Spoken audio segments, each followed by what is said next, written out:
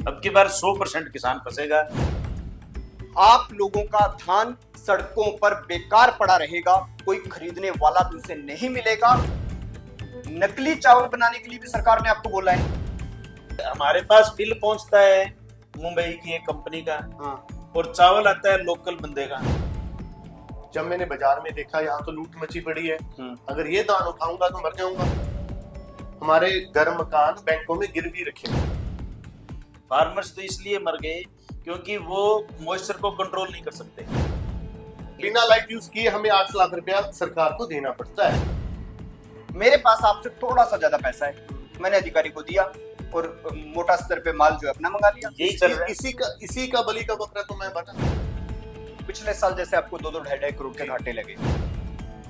हालांकि 70,000 क्विंटल माल देने की, पर मुझे एक दाना नहीं मिला। मेरे को समझ ये आ रहा है कि 100 किलो चावल है, उसके अंदर 1 किलो ये मिक्स कर दो, नकली वाला चावल मिक्स कर दो, और आपको एक मिलर मिल जाएगा जो 30 साल पहले भी 10 रुपए में आपको 1 क्विंटल धान का चावल बना के देता था, और आज भी 10 रुपए में 1 क्विंटल धान का चावल बना के।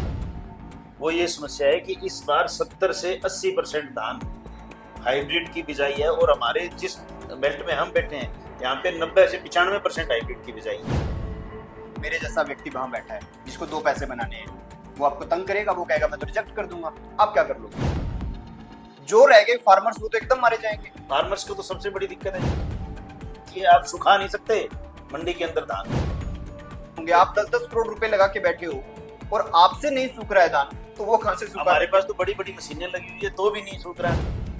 उसमें किसान भी बेचारा कुछ नहीं कर सकता। किसान यदि जो धान निकालेगा, यदि उसने 18 मॉइस्चर का धान निकाल लिया, 17-18 यदि धान निकालता है तो मशीन के अंदर उसका ब्रोकन बढ़ जाती, टूटता है माल। इस बार आप जो डिमांड कर रहे हैं उस पे गवर्नमेंट आपकी डिमांड्स को सुन क्यों नहीं रही? 3, 2, 1, go. नमस्कार, मैं अमित भोबिया। दोस्तों, अगर आप धान बोते हैं, अगर आप धान मिल के मालिक हैं, अगर आप लोग किसी भी तरीके से धान के साथ अपना सरोकार रखते हैं, तो ये वीडियो आप सब लोगों के लिए बहुत ज्यादा जरूरी है, क्योंकि हरियाणा और पंजाब के अंदर तकरीबन 6,500 राइस मिल है और सबके सब मिल जो हैं उनके मालिक हड़ताल पे बैठे हैं, क्योंकि सरकार की गलत नीतियों की वजह से इन लोगों को पिछले वर्ष बहुत मोटा घाटा लगा और इस वर्ष ये उन नीतियों के अंदर परिवर्तन चाहते हैं, लेकिन सरकार खुद का फायदा देखते हुए इन लोगों की जरा भी नहीं सोच रही। और अब से 2, 4, 5, 7 दिन बाद जैसे ही किसान मार्केट में पहुंचेगा अपना धान लेकर, तो याद रखें, आप लोगों का धान सड़कों पर बेकार पड़ा रहेगा, कोई खरीदने वाला भी उसे नहीं मिलेगा जब तक हरियाणा और पंजाब के 6500 मिल चलेंगे नहीं। मेरे साथ जो लोग हैं ये समाज के वो लोग हैं जो राइस के अंदर बहुत लंबे समय से काम कर रहे हैं, और जिनकी डिमांड्स जब इन्होंने मुझे बताई, पूरी की पूरी डिमांड्स इन्होंने मेरे सामने रखी, तो मुझे लगा कि वास्तव में इनकी डिमांड्स जेन्युइन है और किसान का सरोकार इनके साथ जुड़ा हुआ है। ऐसी स्थिति में किसानों को भी इनकी सहायता करनी चाहिए, इनकी सुननी चाहिए, और सरकार को भी कान खोल के सुननी चाहिए, क्योंकि हरियाणा और पंजाब दोनों के अंदर बहुत बड़ी मात्रा के अंदर जो धान है वो उत्पादन होता है उसका, और इस बार ज्यादा उत्पादन भी हो रहा है। लगभग कपास नहीं होने की वजह से 27 से 28% ज्यादा धान की आवक जो है बाजार में होगी। ऐसी स्थिति में कैसे सरकार किसानों के धान को खरीदेगी और कैसे जो मिल मालिक हैं ये अपने बिजनेस को आगे बढ़ा पाएंगे, या कैसे ये जो धान इकट्ठा करके पब्लिक सर्विस के लिए जो धान जाता है, आर्मी के लिए जाता है या पब्लिक डिस्ट्रीब्यूशन के लिए जो राशन की दुकानों पे जाता है, वो यहाँ से तैयार करके देंगे। तो सारे के सारे सिस्टम को आपको बहुत बारीकी से समझना भी चाहिए और अपने किसान भाइयों को समझाना भी चाहिए। तो मेरे साथ हैं प्रशांत बेरड़ जी, जो वाइस प्रेसिडेंट हैं जो राइस मिलर एसोसिएशन है इनकी, और ये हमारे साथ रोहित जी हैं जो लीगल एडवाइजर भी हैं और काफी माहिर हैं इस सिस्टम के अंदर, क्योंकि मध्य प्रदेश के अंदर भी ये एक मिल चलाते हैं, और मध्य प्रदेश की मिल के अंदर और यहाँ हरियाणा के अंदर जो इनका मिल है, इसमें डिफरेंस इतना है कि यहाँ पे सरकार इन्हें 10 रुपए प्रति क्विंटल देती है किसी भी प्रकार के धान की छिलाई करके अंदर से चावल निकालने का, और जो मध्य प्रदेश में है वहां पे 120 रुपए देती है। तो हरियाणा सरकार जहां 10 रुपए दे रही है, वहां पे मध्य प्रदेश सरकार 120 रुपए दे रही है। तो आप खुद समझ लीजिए डिफरेंस कितना बड़ा है। तो सबसे पहले मुझे आप ये बताइए, रोहित जी आप ही बता दीजिए, हरियाणा सरकार की पॉलिसी क्या है, किस तरीके से एक किसान धान बोता है और उसके बाद में वो धान जो है वो कैसे एक चावल के रूप में राशन या डिपो की दुकान पे आता है या मार्केट में आता है।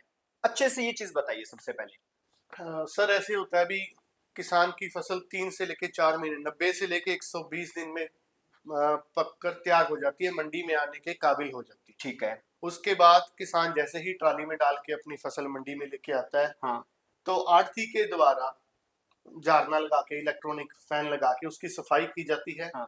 और सुखाई करने के बाद इसका मॉइस्चर 17%, जो इसका मॉइस्चर कंटेंट, ये बहुत जरूरी है, 17% या उससे कम होना चाहिए। ठीक है। जब ये मॉइस्चर अचीव हो जाता है, तो जो स्टेट गवर्नमेंट की प्रोक्योरिंग एजेंसियां होती हैं, जो खरीद एजेंसियां होती हैं, हाँ। वो ये दोनों जो इसके स्पेसिफिकेशन है वो वेरीफाई करने के बाद इसको खरीदती हैं। ठीक है। खरीदने के बाद ये हम राइस मिलर्स को अलॉटमेंट कर दी जाती है। ठीक है। जो डॉक्यूमेंटेशन के हिसाब से, पॉलिसी के हिसाब से इस धान को मंडियों से लिफ्ट करवाकर हमारी मिलों तक पहुंचा दिया जाता है। ठीक है। उसके बाद हमारा काम स्टार्ट होता है मिलर्स का।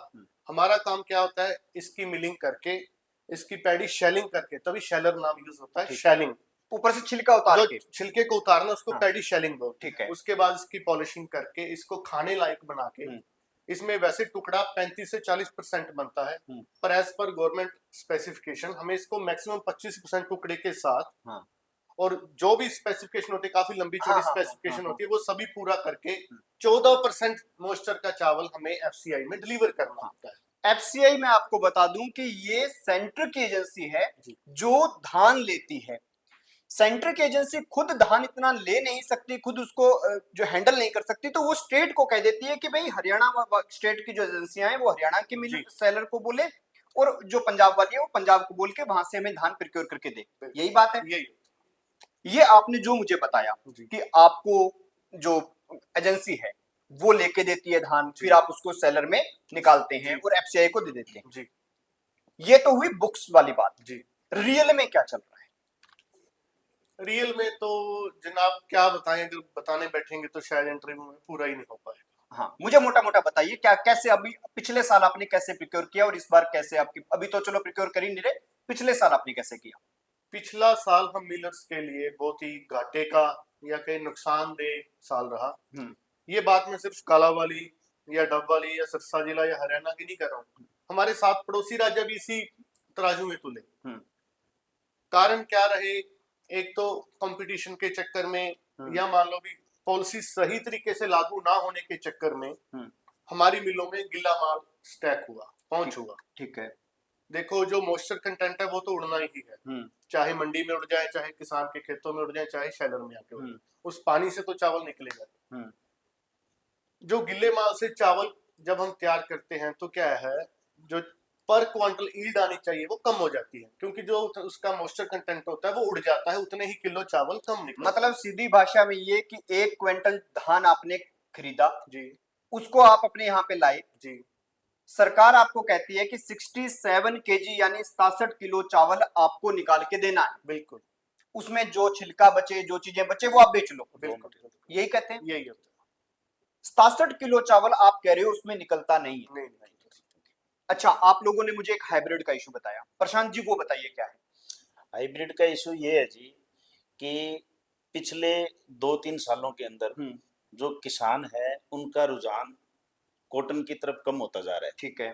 कॉटन की तरफ रुझान कम होने के कारण एक एग्रीकल्चर डिपार्टमेंट ने एक ऐसी वैरायटी तैयार कर दी जो हल्के पानी में, हल्की जमीनों के अंदर वो पैदावार कर सकते हैं। ठीक है। और कम दिन की वैरायटी है। जैसे आप, हमने अभी रोहित जी ने बताया कि 90 से 120 दिन की वैरायटी है, जो धान है वो तैयार हो जाता है। उसके अंदर जो हाइब्रिड है, हाइब्रिड बहुत कम समय में 90 से 100 दिन के अंदर ही तैयार हो जाता है, मतलब मिनिमम डेज के अंदर। वो मिनिमम डेज में तैयार हो गया। आपको उससे क्या समस्या आ रही है? उससे हमारे को ये समस्या है कि जो मिनिमम डेज में जो वैरायटी तैयार होगी तो उसकी जो पकाई है उसमें दिक्कत आएगी। पकाई कम होने के कारण उसकी जो इल्ड है वो इल्ड होगी उसकी 58 से 60 किलो ही। 1 क्विंटल के अंदर 58 किलो निकलेगा और सरकार आपसे 67 केजी मांग रही है। 67 केजी मांग रही है। अच्छा, हाइब्रिड को कहीं सरकार ने मेंशन किया है अपने पोर्टल पे? ई खरीद के पोर्टल पे मेरी फसल मेरा ब्यौरा पंजीकरण के ऊपर कहीं भी हाइब्रिड का कोई नाम नहीं है। जब भी किसान भाई जो है जब पंजीकरण करवाते हैं अपना, तो उसके अंदर पेडी की वैरायटी डालनी होती है कि आप कौन सी वैरायटी आपने अपने खेत में बो रखी है। हाँ। तो उसके अंदर कहीं भी हाइब्रिड का नाम नहीं आता। ठीक है। और गवर्नमेंट की पॉलिसी के अनुसार जो पंजीकरण किसान अपनी मंडी के अंदर जब धान लेके जाता है, तो उस पंजीकरण के अंदर लिखा होता है कि मेरे पास ये वैरायटी है। अब उस वैरायटी की जो पहचान है वो एजेंसी को करनी है। एजेंसी उसके अंदर जब हाइब्रिड है ही नहीं, ट्राली के अंदर तो हाइब्रिड धान है और पंजीकरण के अंदर कोई और धान डाल रखा है, और उसकी जो मार है वो सीधी की सीधी राइस मिलर को भुगतनी पड़ रही है। इसका और कारण आज इस साल मैं एक और बता देता हूँ कि जो पिछला साल है उसके अंदर 50 से 60% जो धान था वो था हाइब्रिड। और उसमें अंदर किसानों को ये थोड़ा सा एक लालच रहता है कि जो 1 एकड़ के अंदर जो पैदावार है वो दूसरी वैरायटीज की बजाय हाइब्रिड की ज्यादा होती है। ठीक है। थोड़ी सी ज्यादा होती है क्योंकि जो उसका जो हाइब्रिड का दाना होता है वो थोड़ा सा मोटा होता है। ठीक है। और उसका जो छिलका होता है वो भी थोड़ा सा मोटा होता है। उसके कारण मतलब वो छिलका मोटा हो गया तो दाना अंदर से चावल कम निकलेगा। हाँ, तो उसके कारण ये दिक्कतें आ रही है। और जो किसान जो ज्यादा अग्रेसिव है वो हाइब्रिड की तरफ हो गए हैं। इस बार हमारी जो मेन सबसे बड़ी समस्या है वो ये समस्या है कि इस बार 70 से 80% धान हाइब्रिड की बिजाई है। और हमारे जिस बेल्ट में हम बैठे हैं यहाँ पे 90 से 95% हाइब्रिड की बिजाई है। ठीक है। और ओवरऑल हरियाणा और पंजाब के अंदर मैक्सिमम हाइब्रिड की बिजाई है, जिसके कारण हमने हमारे जो लोकल अधिकारी है उनसे मिले, जो एसोसिएशन है उन्होंने अपनी आगे बात ज्वाइंट डायरेक्टर को रखी, तो उन्होंने ये कहा कि इसकी जो इंक्वायरी है वो हम एग्रीकल्चर डिपार्टमेंट से करवाएंगे। तो अब अभी आपकी जो डिमांड है वो मैं समझ पा रहा हूँ। पहली चीज कि हमें 60 किलो धान निकालने के लिए बोल दिया जाए, 67 को हटा दिया जाए क्योंकि हाइब्रिड आ गया। ये बात भी आपकी जायज है। आपको हरियाणा के अंदर पिछले 30 सालों से 10 रुपए के लगभग 25-30 सालों से 10 रुपए प्रति क्विंटल के हिसाब से धान निकालने के लिए मिल रहे हैं। मिलिंग मिल रही है, यही बात है। अब 30 साल पहले जो पॉलिसी बनी उसमें तेल, बिजली, पानी अलग खर्चे थे, सब चीजें बढ़ी है, लेबर बढ़ी है। अभी इन्फ्लेशन इतना बढ़ गया है कि लेबर का हर एक चीज का कॉस्ट आया, तो आप चाहते हो कि उसके अंदर परिवर्तन किया जाए समय के हिसाब से। मध्य प्रदेश के अंदर आप बता रहे थे कि 120 रुपए मिलते हैं, यहाँ पे 10 रुपए प्रति क्विंटल के मिलते हैं।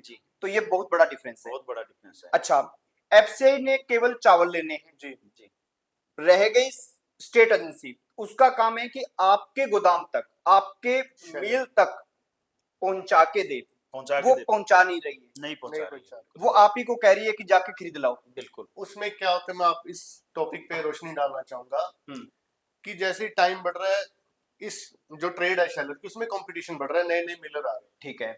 तो क्या है, एरिया तो हर साल कम होता जा रहा है। वैसे आप देखिए जमीन तो बढ़ती नहीं है, पर मिलर बढ़ रहे हैं।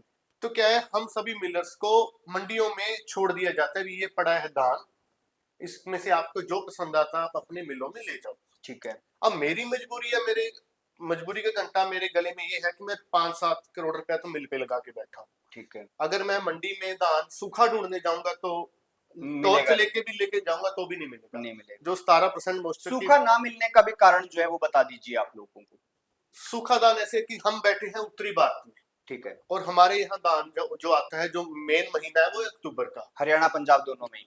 जी, हरियाणा पंजाब। ठीक है। तो आप भी महसूस कर रहे होंगे कि अभी भी हालांकि सितंबर का एंडिंग है, रात को ओस पड़नी चालू हो गई। ठीक है।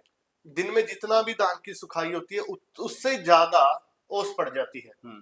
मान लो 20 मोस्टर का धान है, शाम तक 18 हुआ, तो अगले दिन आप सुबह आके देखोगे वही दोबारा फिर 21 का हो, 21, 22, 25 मिलेगा। उसमें किसान भी बेचारा कुछ नहीं कर सकता। किसान यदि जो धान निकालेगा, यदि उसने 18 मोइस्चर का धान निकाल लिया, 17-18 यदि धान निकालता है तो मशीन के अंदर उसका ब्रोकन बढ़ जाती है, टूटता है माल। यदि वो 19-20 का मोइस्चर माल निकालने के लिए निकाल के यदि घरों में डालेगा तो वो दिन में तो उसको सुखा के 17-18 मोइस्चर पे लेके आएगा। घर पे तो डाल ही नहीं सकता। घर पे डाल नहीं सकता। इतने छोटे जमींदार इंडिया के अंदर हैं, इतने छोटे किसान इंडिया के अंदर हैं कि वो उनके पास ऐसा इंफ्रास्ट्रक्चर ही नहीं है कि वो धान को घर पे सुखा ले। अगर ऐसा इंफ्रास्ट्रक्चर हो तो वो किसान तो कितने उद्योगपति व्यक्ति होंगे। आप 10-10 करोड़ रुपए लगा के बैठे हो, और आपसे नहीं सूख रहा है धान, तो वो कहां से सूखा? हमारे पास तो बड़ी बड़ी मशीनें लगी हुई है तो भी नहीं सूख रहा है। हाँ और जो मार्केट कमेटी है उनका बिल्कुल लिखित में हर फोकल पॉइंट पे, हाँ हर मंडी के अंदर बड़े बड़े फ्लैक्स लगाए जाते हैं कि मंडी जो है वो धान आपकी ऑक्शन करवाने की जगह है, ना कि हाँ। धान सुखाने की। और यदि धान आपका मंडी में आ गया तो वो 17 मॉइस्चर का ही आना चाहिए, इससे ऊपर मॉइस्चर का नहीं आना चाहिए। आप सुखा नहीं सकते मंडी के अंदर धान। तो इससे आप तो चलो 10 करोड़ रुपए लगा दिए, आपका तो ज्यादा से ज्यादा पैसा एंड होगा, जी, जो रह गए फार्मर्स वो तो एकदम मारे जाएंगे। फार्मर्स को तो सबसे बड़ी दिक्कत है जी इसमें। फार्मर्स तो इसलिए मर गए क्योंकि वो मॉइस्चर को कंट्रोल नहीं कर सकते। ठीक है, मॉइस्चर कंट्रोल उनके वो तो जो भगवान के हाथ में है। भगवान के हाथ में है। और जो मॉइस्चर है, जो हाइब्रिड है, हाइब्रिड का 22-23 से नीचे मॉइस्चर आता ही नहीं। छिलका मोटा है तो वो उसके अंदर मोटा हाँ, ज्यादा आता तो है। मॉइस्चर ज्यादा आता है। हाँ। अब मॉइस्चर ज्यादा होने के कारण किसान की ये मजबूरी है कि वो उसको 20 से नीचे लेके नहीं आ सकता। और वो अपने जमीन में कब तक उसको खड़ा, जब से सूखेगा तो वो धान टूटना स्टार्ट हो जाएगा। किसान की मजबूरी है मंडी में लेके आनी।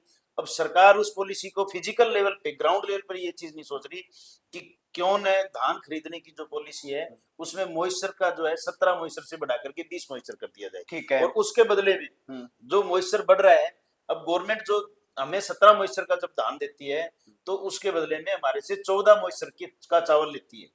अच्छा, 17 का धान आपको देती, 14 आपसे लेती। 14 का चावल जो है वो 14 मॉइस्चर का लेती है। ठीक है। 3% उसके अंदर 3%, 1% का मतलब है 1 किलो। हाँ, परसेंटेज को ऐसे समझिए कि 100 का आंकड़ा मान के चलिए, 1 क्विंटल में 100 किलो हुआ।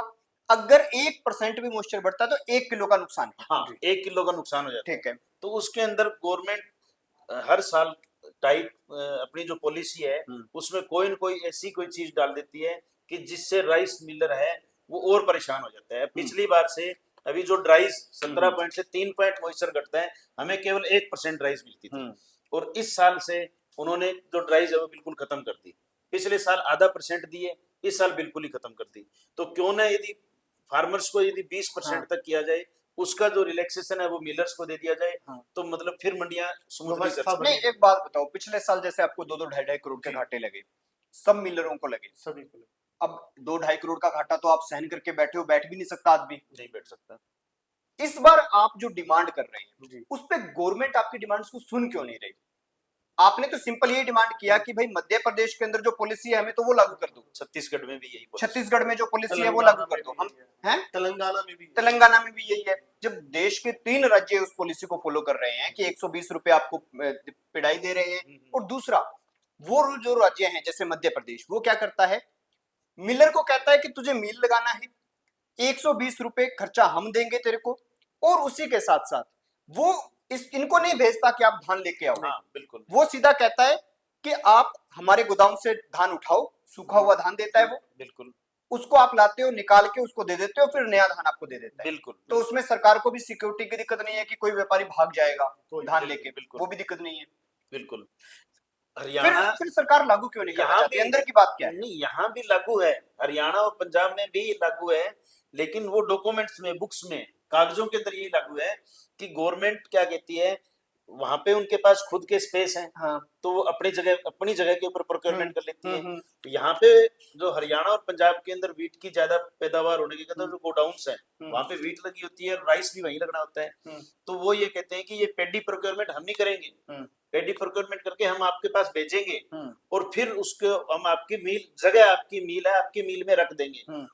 हमारी मील में जब पेडी आ जाती है तो उसके बाद भी पेडी की जो ऑब्जर्वेशन होती है वो स्टेट एजेंसी की रहती है, हम उस पेडी को हाथ नहीं लगा सकते। तो प्रशांत जी, आप ये तो सारा कागज में है, रियल में तो नहीं है। रियल में ये चीजें नहीं है। रियल में तो आपको मैंने घूमते हुए देखा है। रियल में तो मिलर का ये हाल है कि ना हम कागजों में बता सकते, ना यहाँ बैठ के बता सकते। ये हमारे गले का नहीं, खुल के बताओ, यहाँ पे खुल के बताओ आप। ये तो हमारे गले का घंटा बन गया है, ना तो हम मिल बंद कर सकते, चलाएंगे तो करोड़ों का घाटा खाएंगे, और मिल बंद करेंगे तो पैसा एंड हो जाएगा, तो 10 करोड़ उसमें लगाए, कोई रद्दी के भाव भी नहीं खरीदेगा। कौन घाटे के काम में कौन पैसा लगाता है? अब आपको एक निजी बात बता दूं रोहित जी की कालावाड़ी के अंदर 2 राइस मिले। ठीक है। पिछली बार इतना गिल्ला धान मजबूरन, मतलब जब हमें बाजार में निकाल दिया गया, मजबूरन गिल्ला धान खरीदना पड़ा। इनको ये हुआ कि भी मैं तो गिल्ला धान लूंगा तो मैं मर जाऊंगा, भी मेरे को घाटा नहीं लगना चाहिए। तो इन्होंने कहा जी भी मेरे को तो सूखा धान पहुंचाओ। ये अड़ गए, कहते जी मैं तो बुक्स के हिसाब से, डॉक्यूमेंट के हिसाब से चलूंगा, और उसका इनको ये खामियाजा भुगतना पड़ा कि इनकी एक मिल में 1 क्विंटल भी धान नहीं लगा। मेरी सारी अच्छा, डॉक्यूमेंटेशन आपने लिख के दिया कि भाई सबको एक जैसा सम्मान बांटना चाहिए। सम्मान बांटना। भाई अगर मान लो 100 मिलर हैं, 100 मिलर के पास में किसी की 5 की कैपेसिटी है, किसी की 10 की है, किसी की 12 की है, तो आप अगर 100 मिलर हैं और 200 टन धान आ गया तो उनकी परसेंटेज के हिसाब से बांट दो कि भाई इसकी कैपेसिटी इतनी है, सभी को तो इसको बराबर इतना बराबर दे। बेच हाँ, दिया। बराबर बेच दिए। वो चीज तो चल ही नहीं रही ना। ये अधिकारियों के हाथ में है। ये मेरे साथ क्या हुआ, ज्यादा ईमानदारी और ज्यादा डॉक्यूमेंटेशन पे चलने का मैं खामियाजा भुगत रहा हूँ। अच्छा, मैंने क्या किया, मेरी मिल की कैपेसिटी के हिसाब से मुझे 70,000 क्विंटल 7,000 एमटी धान अलॉट होना था। ठीक है।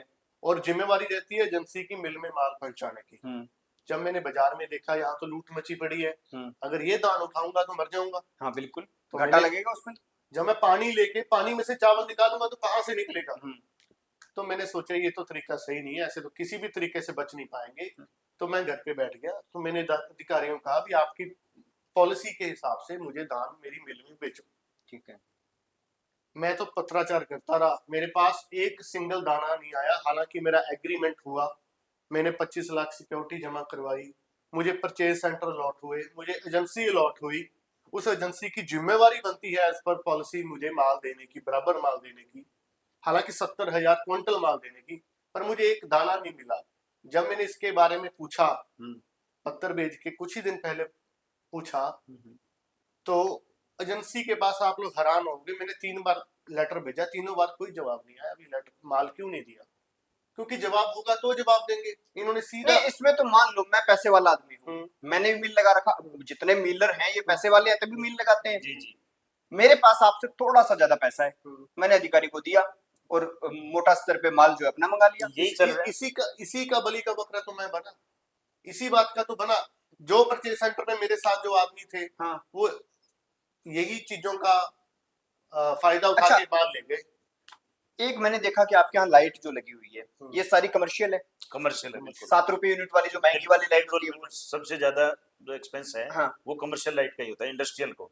अच्छा, ये जो लाइट है ये बताओ मुझे कि इसमें कोई सब्सिडी वगैरह कुछ देती है? क्योंकि आपको तो पूरे साल चलना है, चावल है नहीं है, फिर भी यहाँ तो लेबर भी रहेगी, ये लाइट मशीनें भी चलती हैं, सारा कुछ चलता है। बिल्कुल। कितना बिल बन जाता है एक साल का? 4 लाख रुपया महीने का बिल आता है, हर महीने का 4 लाख। उसमें से 70-80 हजार तो फिक्स है, चाहे मैं बाहर से कनेक्शन काट दूं अपने ट्रांसफार्मर का, तो भी मुझे सर्विस चार्ज देना पड़ता है। भी आपके गेट तक हम लाइट भेज रहे हैं, वो फिक्स चार्ज 70-80 हजार रुपए महीना, जिसमें लाइट यूज नहीं करेंगे। बिना लाइट यूज किए हमें 8 लाख रुपया सरकार को देना पड़ता है। यार हमने सुना है कि जब कोई इंडस्ट्री लगती है, अब इकोनॉमिक्स थोड़ा सा पढ़ते हैं तब पता लगता है कि इंडस्ट्री लगती है तो सरकार उसमें सब्सिडी देती है, कंपनसेशन देती है।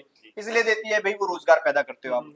ठीक है, आपकी सरकार आपके साथ ऐसा क्यों कर रही है? सरकार जो सब्सिडी देती है उसमें बहुत सारी कैपिंग रख देती है। अच्छा, 25 लाख तक की इंडस्ट्री, 50 लाख तक की इंडस्ट्री। अब ये बताओ भी क्या चावल की मिल 50 लाख में with land, with machinery, with infrastructure लग जाएगी? उस कैपिंग की वजह से हम मारे जाते हैं। तो इसलिए जो सब्सिडीज का हमें कोई ऐसा बेनिफिट नहीं मिलता। अगर कोई 4 लाख सब्सिडी मिल भी गई किसी भी तरीके से, मान लोन के ऊपर हमें ब्याज की सब्सिडी मिल गई, तो 4 लाख तो हमारा एक महीने का बिजली का बिल है, तो ये हमारे कुछ भी काम का ही नहीं। लेबर का कितना खर्चा आता है? लेबर का सर मोटा मोटा मान के चले, एक महीने का अगर मान के चले तो 3 से 3.5 लाख रुपए हम इनको देते हैं, लेबर देते हैं। ठीक है। इसके बाद में मैंने इसमें कुछ पढ़ा था कि हाइब्रिड का तो जिक्र हो गया है। जी। कि खरीद एजेंसी जो है कितनी है यहाँ पे, कौन कौन सी है, नाम यहाँ बताओ? पे 3 है, कौन वेयर हाउस, हैफर्ड और डीएफएससी। अच्छा, ये कभी भी आपके यहाँ पे आती है कि भाई ये धान है हमारा, इसको आप चावल निकाल के दे दो? बिल्कुल, ये तो मतलब जो पेडी लगी होती है, नहीं बुक्स में आती है, वैसे रियल में बताओ। मैं बुक्स की बात कर रहा हूँ। हाँ। बुक्स के अंदर वो प्रिजर्वेशन एजेंसी की रहती है, और एजेंसी टाइम पे फिजिकल वेरिफिकेशन भी करती है, टीवी भी करती है, फिजिकल वेरिफिकेशन। ये तो बुक्स में करती है, रियल में आपको कभी धान देने आई क्या एजेंसी? नहीं ना, तो एजेंसी कभी दाम देने नहीं। हालांकि एजेंसी का फर्ज बनता है हमारे गेट के आगे ट्रक लेके आए, हमारे अंदर आके स्टैकिंग करवाए, उसके बाद भी इन्हीं की कस्टडी में माल रहना चाहिए। ठीक है। उसके बाद आरओ कटता है, रिलीज ऑर्डर, रिलीज ऑर्डर कटने के बाद वो यहाँ गाड़ी से हमारे- पेटी उठाने का भी हमारे को आरोप मिलता है। यदि हम वहां से ट्रैक्टर से हमारा यदि पेटी उठा के होदी में डालेंगे मिलिंग करने के लिए, तो पहले रिलीज ऑर्डर जारी होता है हमारे को एजेंसी की तरफ से। भी आप 2000 गट्टे को हाथ लगा सकते हो, मिलिंग के लिए यूज कर सकते हो। ये तो सब कागजों में हो रहा है, बस देसी भाषा में कहूँ तो यही हो रहा है कि एजेंसी चुपचाप बैठी है, एंजॉय कर रही है, बिल्कुल अपना पैसा कमा रही है, आप लोग इस सिस्टम में फंसे पड़े हो। अब मैं और बता- अब की बार फंसेगा किसान। किसान, अब की बार 100% किसान फंसेगा, क्योंकि किसान है, हम इस चीज पे अड़े हुए हैं कि हाइब्रिड धान है, सरकार सुनवाई नहीं कर रही है, और हम घाटे वाला काम करेंगे नहीं। घाटा यदि होगा तो वो मिलर कोई भी बिजनेसमैन काम नहीं करेगा। ठीक है। पिछले साल मुझे हालांकि ये बात कहते हुए बहुत दुख हो रहा है, हमारे कई मिलरों के तो घरों पे ताला लग गया, हमारे घर मकान बैंकों में गिरवी रखे गए, क्योंकि प्रति एक गाड़ी का लोट होता है 29 MT का, 290 अच्छा। क्विंटल की चावल का एक लोट होता है, जिसमें कितने रुपए की होती है वो लगभग? वो लगभग 10 लाख की एक गाड़ी होती है। ठीक है। उस एक लोट के पीछे हमें 1 से 1.5 लाख रुपए का नुकसान हुआ। तो यार सरकार ऐसा क्यों नहीं करती जैसा मध्य प्रदेश में है कि आपसे 2 गाड़ी पहले मंगवा ले, 20 लाख का माल आपका चला गया, उसकी पेमेंट वो उधार में रख ले कि लास्ट में करेंगे, इतने दिन आपको काम करने दें। पिछले 8 महीनों से हम लगातार पत्रों के जरिए, ईमेल के जरिए खुद प्रेजेंटेशन दे रहे हैं, हम भी हमें यही पॉलिसी दे दीजिए, क्योंकि इस पॉलिसी से हमारे को, हम आपको चावल दे देंगे, आप हमारे को पेटी दे दो, सूखी हुई पेटी। हमारा पैडी तो मतलब ये धान जो है ना, धान, धान जो वो दे दो। धान है भी हमें सुखा के दान दे दो। हमारी समस्या मेन सुखा के दान देने की है, और जो हाइब्रिड किस्म है वो है ही नहीं, जिसमें यील्ड बहुत कम है। इन चीजों पे यदि वो धान हमें सरकार दे दी तो फिर हमें मिलिंग करने में क्या दिक्कत है। बाकी भाई इतना पुराना जो 30 साल पहले जो आपने पॉलिसी बनाई 10 रुपए वाली, हाँ, वो उसको थोड़ी चलेगी अब। उसको बढ़ाया जाएगा। अब देखिए इन्फ्लेशन रेट नाम का एक हाँ, मापदंड होता है, जिसको मापदंड। कहा जाता है टाइम वैल्यू ऑफ मनी। हाँ। जो आज चीज आपको 1 रुपए में मिल रही है, जब आप कहीं भी आसान कर लेते हैं 100 रुपए में मिल रही है, तो वो अगले साल 108 रुपए में मिलेगी आपको। बिल्कुल। इसके 8% का बढ़ गया। 8% इन्फ्लेशन रेट आता है। हाँ। वो जैसे तो आपने देखा होगा, आज से 15 साल पहले 80 रुपए दिहाड़ी हुआ करती थी, हाँ। फिर 100 हुई, 120 हुई, 140, आज आप 400 ढूंढने जाओगे तो 450, हालांकि 400 450 का रेट है, 500 में भी आपको दिहाड़ी वाला नहीं मिलेगा। पर आपको एक मिलर मिल जाएगा जो 30 साल पहले भी 10 रुपए में आपको 1 क्विंटल धान का चावल बना के देता था, और आज भी 10 रुपए में 1 क्विंटल धान का चावल बना के दे रहा है। अच्छा, यही एक मिलेगा। बात और बताइए, आप लोगों की ड्यूटी थी कि यहाँ से धान निकलने के बाद आप एफसीआई के पास उस धान को लेके जाओगे, एफसीआई का जो पास का गोदाम है उसके अंदर उस धान को लगाओगे, जी, वो सर्टिफिकेट देगा, फिर आपका पैसा आपको मिलेगा। जी। यही है। नहीं, पैसा मिलता है एफसीआई देती है एजेंसी को, हाँ। क्योंकि हमने तो धान खरीदा ही नहीं। हाँ। धान तो एजेंसी ने खरीदा, हमने तो ओनली हम जो मजदूर है, हम तो मजदूर है, नहीं, चलो एजेंसी ने आपको पैसा देना है, तो वो जो वहां तक जाना है गोदाम तक, मैंने सुना कि लुधियाना के व्यक्ति गोविंदगढ़ आ रहे हैं कि 300 किलोमीटर का सफर कर रहे हैं। बिल्कुल तो बिल्कुल उस 300 किलोमीटर में आपकी गाड़ी का खर्चा भी तो लगेगा, 290 क्विंटल धान लेके बिल्कुल जाएगी। लगता है, क्यों नहीं लगता है। वो कितना देती है सरकार? वो ये भी हमारा दुर्भाग्य है कि वो सारा खर्चा मिलर अपनी जेब से दे रहा है, क्योंकि सरकार की पॉलिसी है कि आपको जो प्राइमरी गोडाउन होता है, जो नियर बाय गोडाउन होता है, उसका किराया मिलता है। तो वो तो खाली नहीं है, एफसीआई के पास जगह ही नहीं तो है। सरकार का कहना है, क्योंकि देखिए सिंपल सी बात है, स्टेट एजेंसी क्या करती है, धान लेके मिलर को दे देती है, उसका काम खत्म। ठीक है। अब मिलर को छोड़ देती है एक केंद्रीय एजेंसी के पास, एफसीआई के पास। एफसीए के पास। हम काम करते हैं स्टेट का, हमें छोड़ा जाता है एफसीआई के पास कि वो सर्टिफिकेट देगी तब पैसा तब- मिलेगा। बिल्कुल। अब हम उन्हें, उनके पल्ले हमें बांध दिया जाता है। ठीक वहां है। पर हमारी सुनवाई करने वाला कोई है ही नहीं, क्योंकि हम तो स्टेट को रिप्रेजेंट कर रहे हैं। हम मिलर कहाँ के हैं? इंडिया के नहीं है, हम हरियाणा के हैं।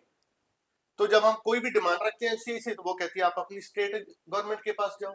स्टेट आपकी सुनेगी नहीं। स्टेट सुनते हैं। स्टेट कहती है हमारा चावल में कोई मतलब नहीं है, हमें तो धान देना था, हमने दे दिया आप लोगों को। हमारे को तो वहां से डॉक्यूमेंट भेज दो कि आपने धान चावल लगा दिया क्या, ताकि हम हमारी पेमेंट है वो एफसीआई से ले लें। अब मैं आपको मिलर्स की विवशता बताता हूँ कि जैसे सिरसा हमारा एक बॉर्डर स्टेट है, जो राजस्थान के साथ भी लगता है और पंजाब के साथ भी लगता है। तो पंजाब का बहुत बड़ा एरिया, जो इस एरिया की मिलर है, वो इतने विवश होके हरियाणा में चावल लगा रहे हैं। वो 150, 200, हालांकि 300 किलोमीटर तक का किराया भी वो अपनी जेब से दे रहे हैं। और ट्रक का 300 किलोमीटर का किराया आप समझ सकते हैं, वो भी 290 क्विंटल की गाड़ी का, एक गाड़ी का। एक गाड़ी का। अगर वो लोड रिजेक्ट हो जाता है तो वो वापस जाएगा, उसका खर्चा भी मिलर को अपनी जेब से उसकी देना लोडिंग भी फिर दोबारा होगी रिजेक्ट होगा तो? हाँ, उसकी अनलोडिंग होगी, सब कुछ वो मिलर की जेब में जाए। फिर तो वो अधिकारी जो मान लो मेरे जैसा व्यक्ति वहां बैठा है जिसको 2 पैसे बनाने हैं, वो आपको तंग करेगा, वो कहेगा मैं तो रिजेक्ट कर दूंगा, आप क्या कर लोगे? देखिए, चाहे हो सकता है ये चांस तो मैं बनता है। आपको बताता हूँ, ज्यादा इस बात की डिटेल में तो मैं रोशनी में नहीं डालूंगा। देखिए, हम कल भी उन्हीं के साथ काम करते, तो हमें कल भी उन्हीं के साथ काम करना है। इनको काम करना ये नहीं बताएंगे, पर मैं बता दूं, अगर मैं हूं एफसीआई का अधिकारी और मैं बैठा हूं किसी गोदाम में, 300 किलोमीटर से गाड़ी आई है, मुझे पता है कि इस गाड़ी को लाने का खर्चा है, वापस भेजूंगा तो जाने का खर्चा है, उसके साथ साथ में इसके अंदर सबसे बड़ा खर्चा ये है कि वो अनलोड होगी फिर दोबारा लोड होगी। तो ऐसे में मैं उस अधिकारी को बोलूंगा भाई तू लाख ले ले, 2 लाख ले ले, जो लेना है ले ले, मेरी गाड़ी उतरवा दे। बिल्कुल, वहां पे जो लेबर का खर्चा है ना, हाँ। वो भी मैं मेरी मिल के अंदर जो एक बोरी लोड करवाता हूँ उसके 2.5 से 3 रुपए देते हैं, और वहां पे हमारे से 9 से 10 रुपए एक बोरी लिए जाते हैं। बिल्कुल धक्का सही हो रही है। अच्छा एक बताओ, नकली चावल बनाने के लिए भी सरकार ने आपको बोला है? नहीं, ये नकली चावल नहीं है। वो क्या है तो नकली भाई। आप बिल्कुल सही नहीं, शब्द यूज कर रहे हो। मैं नहीं कह रहा कि वो असली असली कैसे है, वो बताओ। नहीं, वो पेड़ पे थोड़ी उगता है वो दाना। नहीं, बिल्कुल सही है, वो मशीनों में बनता है, वो आर्टिफिशियल चावल है। हाँ, वो क्या है? वो क्या कंसेप्ट क्या है अभी, जो हम ये राइस मिल्ड करते हैं, जो हमारा जो बनाया हुआ राइस है, ये मोस्टली पब्लिक डिस्ट्रीब्यूशन में, आर्मी कैंटीन में, आर्मी के कैंटीन में, बच्चों के मिड डे मील के लिए, आंगनवाड़ी में, इधर पब्लिक डिस्ट्रीब्यूशन के लिए यूज होता है। ठीक है। तो हमारी गवर्नमेंट का जो विजन है, वो देखते हैं भी पब्लिक में बहुत सारा एक बहुत बड़ा वर्ग ऐसा है जो कुपोषित है, माल न्यूट्रिशन है। उनको जो फूड में जो जरूरी न्यूट्रिएंट्स मिलने चाहिए, iron, vitamin B, folic acid, minerals, वो नहीं मिल रहे हैं।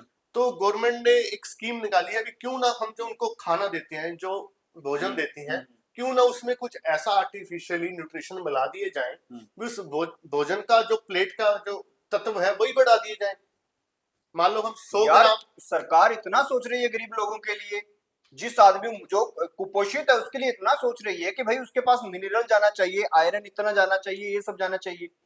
ये सोच तो रही है, हाँ। पर बात ये है, क्या ये लागू हो रहा है, क्या ये पहुंच रहा है? देखो, मैं इधर उधर की बात नहीं करता, मेरा सिंपल मानना है कि सरकार ने ये पॉलिसी बनाई है नकली चावल वाली, मैं तो साफ कहता हूँ कि इतना आयरन और कुपोषण का ध्यान अगर सरकार रखती तो हॉस्पिटल्स में भी गोलियां बांट सकती थी। बिल्कुल बिल्कुल, ठीक है, तो वहां पे कोई ना कोई पैसा खाने का जुगाड़ होगा।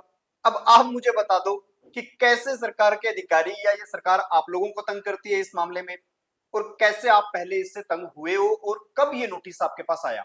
ये सबसे पहले मार्च 2021 में ये कंसेप्ट इंट्रोड्यूस हुआ। ठीक है। तब कहा भी फोर्टिफाइड राइस लगना है। फोर्टिफाइड क्या है, एफआरके क्या है, ये कैसे बनेगा, कैसे तैयार होगा, कुछ नहीं पता। सीधा हमें डिलीवरी सिंपल चावल की बंद कर दी कि कल से फोर्टिफाइड होगी। तो आज आपका जो गाड़ी निकल गई, ट्रक भरा हुआ है, लोडिंग हुई है, वो ये सब रिजेक्ट, जो फैक्ट्री के अंदर माल पड़ा है तैयार वो रिजेक्ट, जो गाड़ियों में पड़ा है वो रिजेक्ट, जो एफसीआई के गेट के बाहर खड़ा है वो रिजेक्ट। एकदम फरमान आ जाता है। हमें शाम को 4 बजे फरमान आता है, कल को जब दिन चढ़ेगा तो ये रूल होंगे। तो फिर उसमें आपने क्या किया? तब हमने क्या किया जी, पहले तो हमें ये भागा दौड़ी पड़ गई भी ये है क्या चीज, ठीक है, तैयार क्या करें, कैसे करें, क्योंकि देखिए एफसीआई से, अपने हरियाणा सरकार से तो पल्ला छुड़ाना पड़ेगा। हाँ। चावल पूरा देके हमें तो अपनी एनओसी लेनी पड़ेगी। हाँ। तो हम मिलर्स को भगदड़ मच की भी ये है क्या चीज, ये कंसेप्ट क्या है। तब धीरे धीरे पता चला भी ये एक आर्टिफिशियल राइस है, ये बनता कैसे है। नकली चावल बोलो ना, आर्टिफिशियल बोल रहे हो। पेड़ पे उगेगा वो असली चावल मानते हैं। हाँ। ये नकली चावल, मुझे नकली चावल की भाषा समझ आती है। उसको नहीं, उसको कृत्रिम चावल बोलेंगे। नहीं, कृत्रिम मेरे लोग इतने पढ़े लिखे नहीं। देखो, ये पेड़ वाले चावल का टुकड़ा बना के, पाउडर बना के, आटा बना के, उसमें आर्टिफिशियल न्यूट्रिशन ऐड की जाती है। ठीक है। आयरन, विटामिन और फोलिक एसिड। ठीक है। ये 3 न्यूट्रिशन डाल के इसका आर्टिफिशियल राइस, जिसको हम फोर्टिफाइड राइस कर्नल, एफआरके कहते हैं, जो ये कंसेप्ट है एफआरके, ये आर्टिफिशियल राइस तैयार होता है, जिसकी बुक्स में जो शेल्फ लाइफ है वो 1 साल की है। ठीक है। और गवर्नमेंट भी हमसे यही कहती है भी जो आप एफआरके लगाओगे वो बिल्कुल फ्रेश होना चाहिए। जो एफआरके ब्लेंड करोगे सिंपल चावल में, बिल्कुल फ्रेश होना चाहिए। मिलाना मतलब ब्लेंड करना। ब्लेंड का मतलब सिंपल चावल में या आर्टिफिशियल चावल प्रॉपर मिक्स करना, उसको ब्लेंडिंग कहा जाता है। मेरे को समझ ये आ रहा है कि 100 किलो चावल है जी, उसके अंदर 1 किलो ये मिक्स कर मिक्स दो, कर दो। नकली वाला चावल मिक्स कर दो ताकि उसका न्यूट्रिएंट्स वैल्यू जो बढ़ जाए। बढ़ जाए बिल्कुल। मिक्स इस तरह से होना चाहिए भी, अगर आप 101 दाने चावल के उठा रहे हो कहीं से, गट्टे में पूरी गाड़ी में कहीं से भी आपने एक मुट्ठी भर के 101 दाना उठाया, तो उस हर एक 101 दाने में एक चावल, एक दाना FRK का आना चाहिए। 1% मतलब। तो यार ये इतना फैक्ट्री का काम आप हाथ से बीन बीन के थोड़ी डालोगे उसमें। यही तो हमारी विविधता है, हम करें क्या। फिर इसके बाद खेल स्टार्ट हुआ, इसके हाँ। बाद खेल स्टार्ट हुआ, अभी कैसे होगा, हाथ से तो होगा नहीं। उसके बाद कंसेप्ट आया ब्लेंडिंग मशीन का। ठीक है। ब्लेंडिंग मशीन क्या है?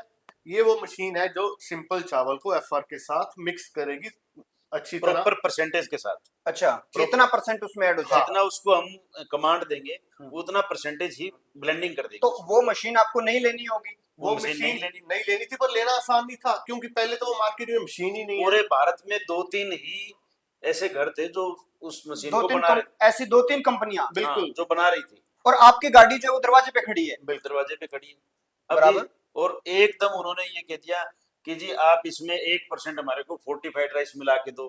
फिर वो जी फोर्टिफाइड राइस कर्नल मिलेगा कहाँ? हाँ। कहते जी वो हम आपको लिस्ट दे देते हैं। तो इन्होंने हमारे को 5 से 7 ऐसे जो पूरे भारत के जो थे उसमें हमें दे दिए, तेलंगाना, छत्तीसगढ़, मुंबई, कहते वहां से आप लो। तो आप हरियाणा में काम कर रहे हो।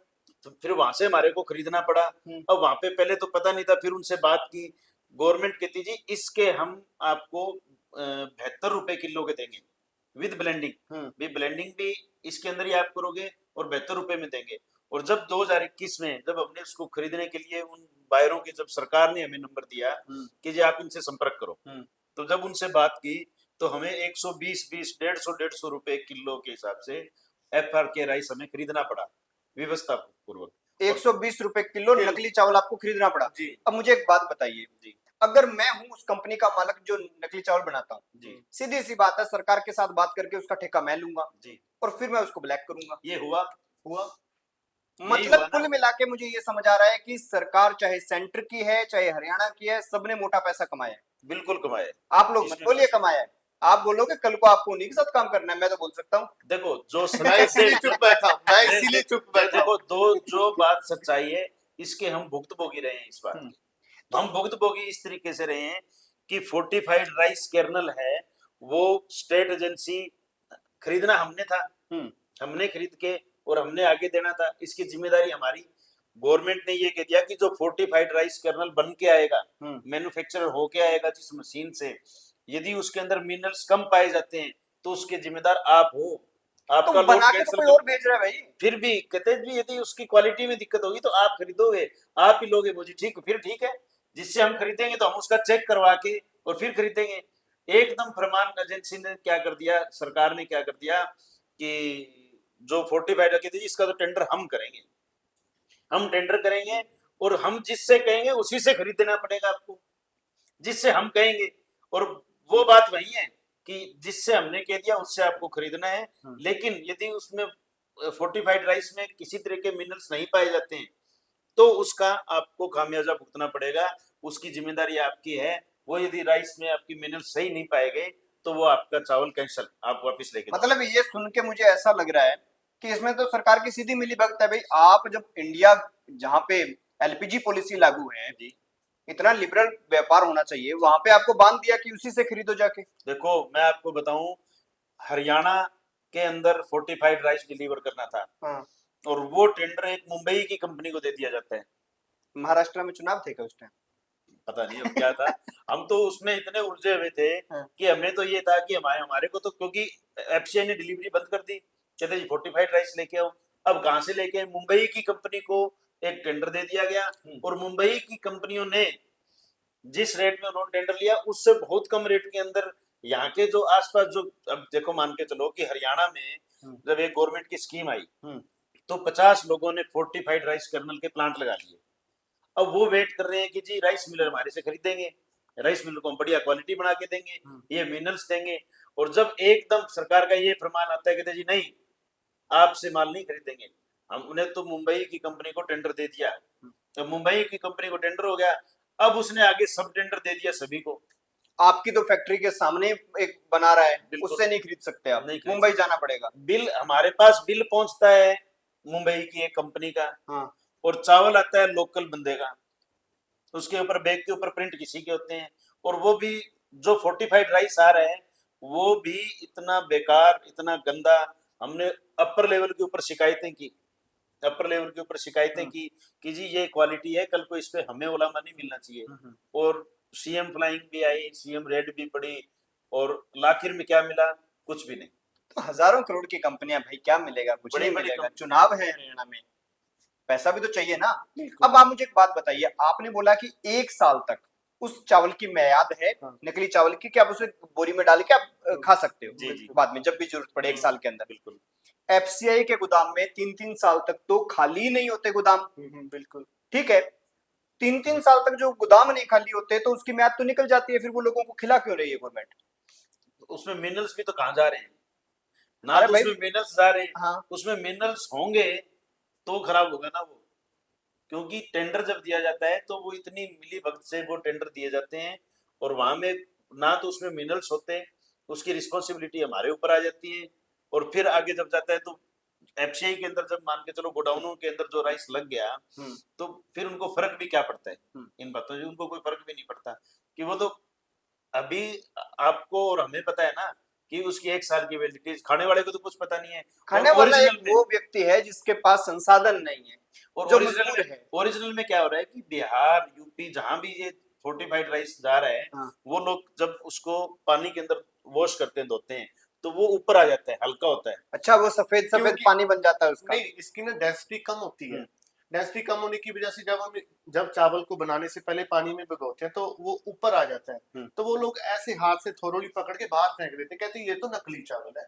और वीडियोस भी आई पीछे, ये तो नकली चावल है। हरियाणा सरकार नकली चावल सप्लाई कर रही है। कुछ लोगों को ये कंसेप्ट ही नहीं पता भी ये फोर्टिफाइड राइस है क्या, है। सरकार क्या दे रही है, जी। क्या देना चाह रही है, और क्या एक्चुअल में डिलीवर हो रहा है। और एक्चुअल में देखो, डिलीवर एंड यूजर जो है, वो जो कुपोषित लोग हैं वो है, या जो गरीब लोग हैं जिनको विटामिन नहीं मिल रहे, पहले उन तक ये चीज पहुंचनी चाहिए थी कि आपको फोर्टिफाइड राइस आएगा, उससे आपको ताकत मिलेगी। उनको इन चीजों का पता ही नहीं है। वो करें ये तो नकली, सरकार नकली चावल भेज रही है हमारे पास, वो ऊपर से छलनी लगा के उसको तो बाहर डाल देते हैं, बाकी चावल बना लेते हैं। जो करोड़ों का कुल मिलाकर जो मुझे इनकी बात समझ आई वो ये है कि जिस चावल को आप नकली समझते हैं, जो पानी में एकदम सफेद सफेद हो जाता है, वो सारा का सारा सिस्टम जो है ना, वो नकली चावल आपको ना मिलर वाले खिला रहे, ना ही कोई सामान्य व्यक्ति खिला रहा, ना दुकानदार, वो सरकार खुद खिला रही है। बिल्कुल, भारत सरकार खिला रही है, भारत सरकार की पॉलिसी है। और इसमें पूरा का पूरा पैसे का झोल है और कोई लेना देना नहीं। नकली हम नहीं कह सकते, आप मत कहिए, मैं कहता हूं, ठोक के कहता हूं, जिस चावल की 1 साल की मियाद है, 1 साल बाद वो चावल जब मार्केट में जाएगा तो वो नकली है। अब टेबलेट खाते हैं भाई, 1 साल के बाद वो टेबलेट अगर किसी को खिला रहे हैं कोई डॉक्टर, तो वो नकली है, उसकी वैलिडिटी एक्सपायर होगी ना। हाँ। अच्छा, एक बात मुझे और बताइए, लोगों को समझाने के लिए कि कैसे एफसीआई वर्क करता है, मेरी थाली में जो खाना आता है वो कैसे पहुंचता है, मेरी थाली में आया हुआ चावल मेरे पास कैसे आया, ये बता दीजिए। देखिए, ये कड़ी है जो किसान को थाली के साथ जोड़ती है। हाँ, आपकी थाली को किसान के साथ जोड़ती है। ठीक है। अगर हम इसको ब्रीफ में इसका डिस्कशन करें तो होता क्या है कि किसान अपने खेत की जो उपज है, जो धान है, वो मंडी में लेकर आता है। ठीक है। आड़ती के जरिए खरीद, हरियाणा सरकार की जो खरीद एजेंसी है वो खरीद के मिलरों को वो धान देती है। ठीक है। मिलर क्या करता है, उस धान की शेलिंग करके खाने लायक चावल बना के एफसीआई को देता है। और एफसीआई का मतलब केंद्र सरकार का एक पब्लिक डिस्ट्रीब्यूशन विभाग होता है, हाँ। डिपार्टमेंट ऑफ पब्लिक डिस्ट्रीब्यूशन, उसके जरिए ये स्टेट और सेंटर में डिस्ट्रीब्यूट होता है, तब जाके ये गरीब की थाली में ये चावल पहुंचता है। गरीब की थाली में, सरकारी एम्प्लॉय की थाली में, आर्मी की थाली में, हर किसी के पास वो चावल पहुंचता है। बिल्कुल। तो मुझे इनकी जो जितनी भी बात समझ आई, उस पे मैं सरकार को यही कहना चाहूंगा कि भाई आप इस पे नजर डालिए। ये लोग अगर आपके पीछे घूम रहे हैं अपनी बातें समझाने के लिए, तो इनकी बात समझिए, क्योंकि आज से 30 साल पहले भी ये 10 रुपए लेके आपको 1 क्विंटल जो चावल है वो निकाल के दे रहे थे। आज भी आप इनसे 10 रुपए में निकलवा रहे हो। तो आप खुद सोचिए कि कितना इन्फ्लेशन बढ़ गया, कितना विधायकों की सैलरी बढ़ गई, कितनी एमएलए एमपी की सैलरी बढ़ गई, कितने आपके तेल के खर्चे बढ़ गए। हरियाणा सरकार एमएलए को 8 रुपए किलोमीटर के हिसाब से खर्चा दे रही है, मतलब कितना कुछ बढ़ गया।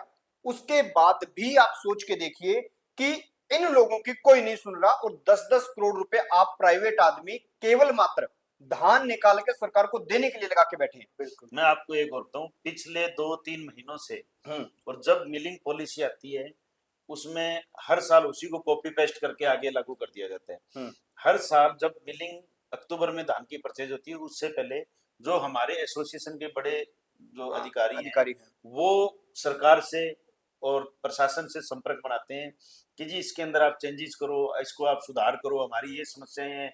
लेकिन रियल आपको बताएं किसी तरीके की कोई सुनवाई नहीं होती। अब आप लोग हड़ताल पे हो, बिल्कुल। एक पत्रकार के रूप में अनुरोध मेरा ये रहेगा कि आप हड़ताल पे तब तक रहो जब तक सरकार आपकी माने नहीं। और सरकार याद रखे, इनके हड़ताल का सीधा प्रभाव किसानों पे है। और अगर किसान सड़क पे उतर गया तो पिछला हाल आपने देखा था, अगला हाल कैसा होना है ये आप आने वाले वर्षों में देख लीजिएगा। खैर, देखते रहिए एबीसी इंडिया।